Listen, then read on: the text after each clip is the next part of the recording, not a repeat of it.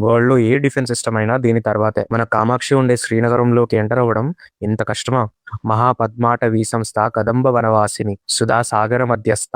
శ్రీనగరం చుట్టూ ఫస్ట్ ఒక భయంకరమైన తామరపూల అడవి ఉంది. దాన్ని దాటితే ఎంతో ఒత్తుగా పెరిగిన కదంబ వృక్షాల అడవి. అది దాటిన తర్వాత అనంతమైన అమృత సముద్రం సుధాసాగరం. ఆ సాగరం మధ్యలో ఉంటుంది అమ్మవారి శ్రీనగరం. వీటిని దాటడానికి వెహికల్స్ కాదు, ప్యూర్ డివోషన్ కావాలి. కామాక్షి కామదాయిని.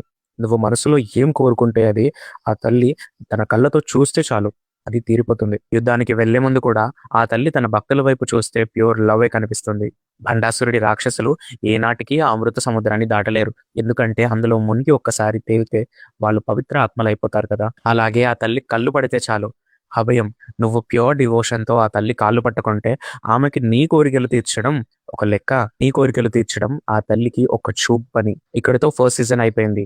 నెక్స్ట్ సీజన్‌లో అమ్మవారు తన ఆర్మీని ఎలా అసెంబుల్ చేసింది, ఎవరెవరు తన ఆర్మీలో అసెంబుల్ అయ్యారు, ఇవన్నీ చెప్పుకుందాం. శ్రీమాత్రే నమః.